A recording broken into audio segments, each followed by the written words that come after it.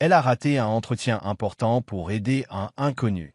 Sans savoir que le chauffeur était un millionnaire. Amelia Hart, jeune femme de 24 ans, traverse une période charnière où ses rêves se heurtent sans cesse aux réalités de la vie. Diplômée avec mention en communication de l'Université de Londres, elle nourrit de grandes ambitions, mais se retrouve confrontée aux obstacles d'une débutante dans un marché de l'emploi compétitif. Elle vit dans un petit appartement situé en banlieue ouest de Londres, un quartier calme où chaque matin, les premiers rayons du soleil percent à travers ses rideaux un peu usés et illuminent sa chambre modeste mais ordonnée. Amelia est fière de pouvoir payer son loyer grâce au petit boulot qu'elle occupait durant ses études. Pourtant, au fond d'elle-même, elle rêve d'une stabilité que seul un bon poste peut lui offrir. Son ambition ne s'arrête pas à un simple emploi. Elle rêve d'une véritable carrière où elle pourra prouver sa valeur dans le secteur qu'elle aime tant. Grande amatrice de récits et passionnée par le pouvoir des médias, elle consacre plusieurs heures par jour à se tenir au courant des tendances, à acquérir de nouvelles compétences et à se préparer aux opportunités qui, elle le sait, ne surgiront pas si facilement.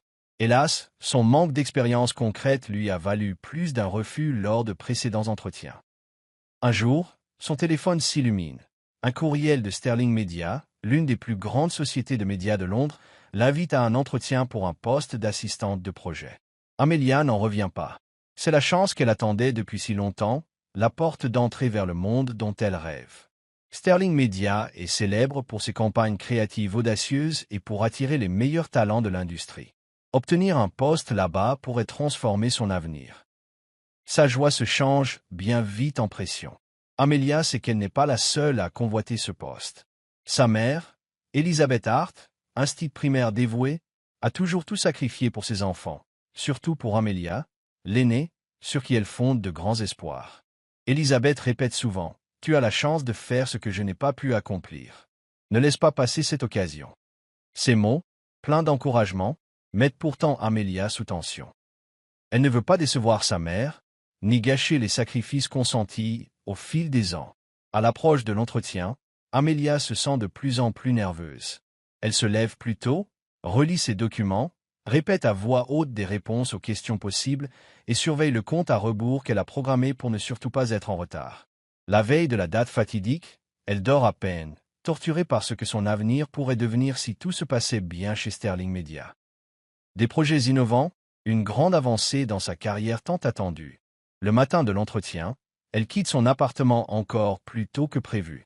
Dans le bus bondé qui la mène vers le centre de Londres, Amelia tente de se concentrer sur des pensées positives, même si elle ne peut s'empêcher d'imaginer les centaines d'autres candidats prêts à tout pour ce même poste. Ce qu'elle ignore, c'est que cette journée ne se limitera pas à un simple entretien. Le destin l'attend au détour d'une rue. Un incident imprévu bouleversera sa vie au-delà de tout ce qu'elle pouvait imaginer. Bienvenue sur Soul Stories. Aujourd'hui, nous vous présentons un récit émouvant. Dites-nous dans les commentaires de quelle ville vous nous suivez, et n'oubliez pas de vous abonner à notre chaîne pour ne pas manquer d'autres histoires inspirantes. Ce matin-là, Amelia quitte son logement plus tôt que de coutume. Vêtue d'un blazer impeccable et perchée sur des talons élégants, elle affiche une allure professionnelle tout en étant en proie à une tempête intérieure. Dans son sac, elle a rangé CV, lettres de motivation et notes préparées avec soin depuis plusieurs semaines. Elle se répète inlassablement qu'en restant calme, tout se passera bien.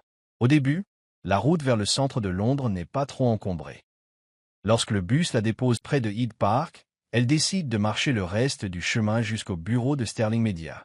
L'air matinal vivifiant et les arbres verdoyants l'apaisent un peu. Mais en tournant sur une petite rue tranquille proche du parc, elle tombe sur une scène qui l'affiche. Une luxueuse voiture de sport noire, visiblement très chère, est arrêtée de biais sur le bas-côté, avec l'avant sévèrement endommagé. Le pneu avant gauche est crevé et des éclats de verre jonchent le sol. À côté du véhicule, un jeune homme tente de se relever, la main crispée sur son bras droit ensanglanté. Amelia regarde autour d'elle. Personne à l'horizon, juste elle et cet homme blessé. Il est près de 8h15 et elle n'a que 45 minutes devant elle avant l'entretien. Elle jette un œil à sa montre, le cœur battant à tout rompre. D'un côté, elle pense à l'urgence de son rendez-vous, de l'autre, elle voit un homme en détresse, incapable de se débrouiller seul dans cette rue déserte. Cet homme, c'est Oliver Chase. Il a 28 ans, et il est l'un des jeunes millionnaires les plus en vue dans le secteur des startups londoniennes. Fondateur d'une société technologique valorisée à plusieurs millions de livres, il est réputé pour son intelligence affûtée et sa vision novatrice. Mais à cet instant, ce n'est qu'un blessé en quête d'aide. Son accident s'est produit lorsqu'il a voulu éviter un chat surgissant de nulle part. En essayant de le contourner, la voiture a dérapé et s'est encastrée dans le trottoir. Bien que sa ceinture de sécurité lui ait sauvé la vie, il souffre au genou et a le bras droit en sang, heurté violemment contre le volant. Voyant Amelia, il l'interpelle d'une voix enrouée. « Je suis désolé. Pourriez-vous m'aider » Look her, dit Amelia, assemble. Jamais elle n'a dû prendre une telle décision en un temps si court. Elle consulte de nouveau sa montre. Si elle aide cet inconnu, elle ratera sûrement son entretien. Si elle ignore son appel, elle laissera un homme blessé, seul et vulnérable. Une lutte intérieure s'engage. La raison lui souffle que cette journée est la plus importante de sa vie professionnelle, mais sa conscience lui crie qu'elle ne peut fermer les yeux sur la souffrance de quelqu'un. C'est pas vrai. Maugrétait-elle, sans vouloir presque de se poser la question. Finalement, la compassion l'emporte. Elle s'élance vers Oliver, pose son sac sur le trottoir. « Est-ce que ça va? Laissez-moi vous aider, » dit-elle d'une voix inquiète. Oliver, le visage tordu de douleur, répond « Mon bras. Je crois que c'est plus grave que je ne le pensais. » Amélie examine la plaie. Une profonde entaille, d'où le sang s'écoule. Rien de mortel, mais il lui faut un soin d'urgence. « Asseyez-vous un instant, » conseille-t-elle, tentant de garder son calme. Elle sort un mouchoir de son sac pour faire un bandage sommaire et enrayer l'hémorragie. « Je vais appeler une ambulance, » ajoute-t-elle, la voix tremblante. Oliver s'installe avec précaution sur le rebord d'un muret. « Merci. Je n'ose imaginer, si vous n'aviez pas été là. » murmure-t-il. Tandis qu'ils attendent l'ambulance, Amelia surveille Oliver, s'assurant qu'il n'a pas de signe de blessure plus grave. Oliver parle peu, la douleur se lisant sur son visage. Il la fixe parfois, les yeux pleins de reconnaissance. Aucune des deux ne devine encore à quel point cet acte de bonté transformera leurs existences. Lorsque l'ambulance arrive, Amelia décrit l'état d'Oliver au secouriste, qui l'installe sur une civière. Avant de partir, Oliver la remercie une dernière fois, la voix empreinte d'émotion. « Vous m'avez sauvé la vie aujourd'hui. » Amelia lui sourit, serrant ses mains ensanglantées dans ses mouchoirs. Il est déjà 9 heures passées. Son entretien a commencé. Debout sur le trottoir, un léger frisson la parcourt. Vient-elle de sacrifier la plus grande opportunité de sa vie, ou a-t-elle pris la meilleure décision qu'il soit? Humainement, elle est là, un taxi jusqu'au siège de Sterling Media, serrant les mâchoires, espérant un miracle qui la sauverait de ce retard. Hélas, arrivée sur place, elle fonce dans le grand hall à 9h05, essoufflée et angoissée. À l'accueil, elle implore la réceptionniste. « Je m'appelle Amelia Hart, j'avais un entretien à 9h. Je sais que je suis en retard, mais est-il possible de voir quand même l'équipe de recrutement ?» La réceptionniste, compatissante mais ferme, consulte l'emploi du temps. « Je suis désolé, mademoiselle Hart. Les entretiens ont commencé. Ils ne peuvent plus changer l'ordre du programme. » Amelia tente de s'expliquer. Une urgence s'est produite. Quelqu'un était blessé, j'ai dû. Mais la réceptionniste secoue la tête. Toutes nos excuses, la ponctualité est cruciale pour nous. Amelia quitte le bâtiment le cœur lourd, son rêve s'évanouissant comme une brume au soleil. Chez elle, elle s'effondre sur son canapé, le regard vide, et fond en larmes. Elle se répète qu'elle a bien agi, qu'elle n'aurait pu abandonner un blessé à son sort. Pourtant, la douleur de son échec et la peur de l'avenir sont là, oppressantes. Elle pense à sa mère, qui saura comprendre, mais ressentira certainement sa déception. La nuit, Amelia ne ferme pas l'œil, revivant la scène encore et encore. Pendant ce temps, Oliver Chase se rétablit à l'hôpital. Les médecins se veulent rassurants, rien de trop sérieux, mais quelques jours de repos s'imposent. Alité, Oliver ne cesse de repenser à la jeune femme qui l'a secouru. Elle ignorait tout de lui, de sa fortune ou de sa notoriété, et elle a pourtant sacrifié une partie de sa journée pour lui. Dans sa vie de PDG charismatique et adulé, il est habitué à des gens motivés par l'intérêt. Mais elle l'a aidé sans arrière-pensée. Oliver Chase, président et fondateur de Sterling Media, ne pense plus qu'à cet inconnu. Il s'est vite remis de ses blessures et a regagné son bureau, encore troublé par son geste altruiste. Aussitôt qu'il le peut, Il demande à son assistant, Marcus, d'enquêter sur cette jeune femme. Avec des recherches autour de l'accident et de l'ambulance, Marcus découvre son identité. Amelia Hart. Surprise supplémentaire pour Oliver. Elle n'est autre que la candidate qui avait raté son entretien chez Sterling Media ce même matin. Cette découverte accroît encore son sentiment de responsabilité. Il estime qu'Amelia mérite une seconde chance. Discret, il organise une nouvelle entrevue, sans dévoiler qu'il en est l'instigateur. Réuni avec le service des RH, Oliver explique qu'il a entendu parler d'une candidate talentueuse qui, pour des raisons urgentes, n'a pu se présenter à temps. Il insiste pour qu'on lui accorde un second rendez-vous, arguant que Sterling Media valorise non seulement le talent, mais aussi la compassion. L'équipe RH accepte. Un mail est envoyé à Amelia, l'invitant à un entretien complémentaire. Amelia, plongée dans le désespoir et la conviction d'avoir perdu sa chance, tombe des nues en découvrant cette invitation. Elle n'en comprend pas la raison, mais se jure de la saisir à fond. Le jour venu, elle se prépare plus méticuleusement que jamais. Elle part tôt pour éviter tout imprévu. Arrivée dans l'édifice ultramoderne de Sterling Media, elle inspire un grand coup et hante. Escortée jusqu'à une vaste salle de réunion à la lumière abondante, elle aperçoit un comité d'examinateurs. Parmi eux se trouve Oliver Chase, l'homme qu'elle a aidé, debout, un léger sourire aux lèvres. Amelia écarquille les yeux, sidérée. « Vous » balbutie-t-elle, la voix tremblante. Oliver, calme et chaleureux, « Salut. Bonjour, Amelia. Je suis heureux que vous ayez pu venir aujourd'hui. » Amelia peine à retrouver ses mots.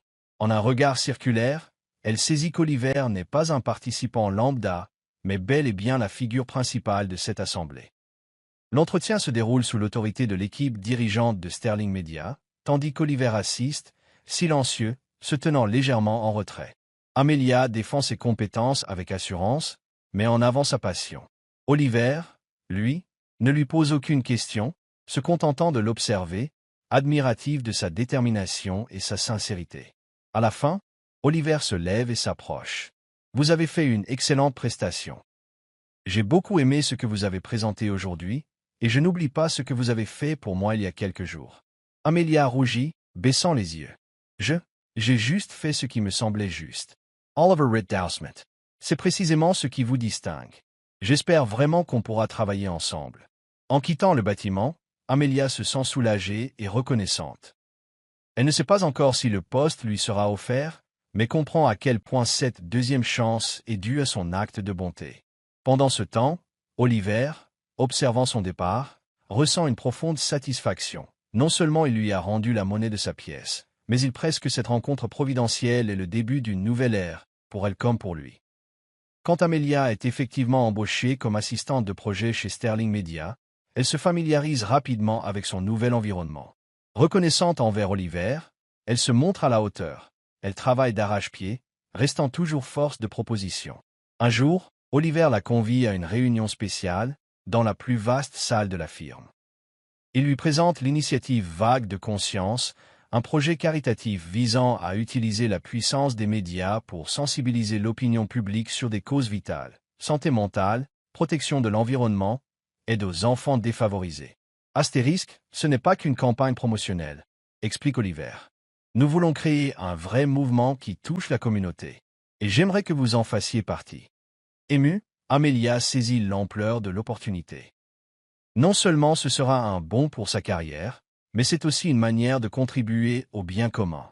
Elle accepte avec enthousiasme, et leur complicité grandit à mesure qu'ils collaborent. Les discussions autrefois purement professionnelles s'ouvrent peu à peu sur des échanges personnels. Oliver confie qu'il a déjà tout, argent, prestige, mais que depuis des années, il ressent un vide. Astérisque, et ce vide, c'est ta bienveillance qui m'a aidé à le combler. Avoue-t-il un soir, alors qu'il travaille tard. Amelia est touchée par cette sincérité. Elle se rend compte qu'au-delà de l'image du jeune PDG riche et admiré se cache un homme bien plus authentique, décidé à donner un sens plus profond à sa vie. Au fil des semaines, ils passent de plus en plus de temps ensemble, que ce soit pour planifier la campagne, débattre de l'expansion de leurs actions ou partager leurs réflexions intimes. Une certaine ambiguïté s'installe cependant en Amelia. Se voit-elle gratifiée de responsabilités parce qu'Oliver se sent redevable ou parce qu'il reconnaît réellement son talent? Chaque compliment, chaque éloge la laisse un peu troublée. Pourtant, Oliver ne cache pas son admiration devant son énergie inépuisable et ses idées originales. Un soir, après avoir mené à bien un grand projet pour Vague de conscience, Oliver propose de la raccompagner. Sur la route, il se confie. Le jour où je t'ai rencontré, je me suis cru chanceux de tomber sur quelqu'un comme toi. Mais plus on travaille ensemble, plus je vois que ce n'est pas du hasard. Tu as un talent fou, une créativité inouïe et un cœur immense. Je suis fier de ce que tu accomplis. Amelia écoute, émue, sentant ses doutes s'apaiser. Peut-être que, oui, elle mérite cette place. Plus tard, lors d'une réunion élargie pour développer la campagne à l'international, Oliver annonce qu'il veut nommer Amelia pour diriger ce projet global. J'observe ton travail depuis un moment. Tu ne te contentes pas d'avoir des idées, tu sais rassembler les gens. Je suis persuadé que tu sauras porter notre initiative à un niveau supérieur. Amelia, d'abord stupéfaite, accepte finalement, sentant qu'Oliver ne parle pas par simple gratitude, mais par réelle confiance. Si vous suivez toujours l'histoire, tapez Coca-Cola en commentaire. Les mois passent. Oliver et Amelia ne sont plus seulement collègues, mais aussi des confidents. Ils ont vu le meilleur l'un chez l'autre et tissé une relation basée sur la confiance, le respect mutuel et une volonté commune de changer le monde via les médias. Et ces échanges, à force, font germer entre eux un sentiment plus profond. Un soir, après le succès retentissant d'une campagne vague de conscience, Oliver l'invite dans un petit café chaleureux. À la lueur tamisée des bougies, il se lance. « Amelia, je ne sais pas comment le dire sans risquer de tout compliquer, mais il faut que je sois honnête. Je ne t'admire pas uniquement pour tes compétences ou ce que tu as fait pour nos projets. Je t'admire pour la personne que tu es. À tes côtés, je veux devenir meilleur. » Le cœur d'Amelia bat la chamade.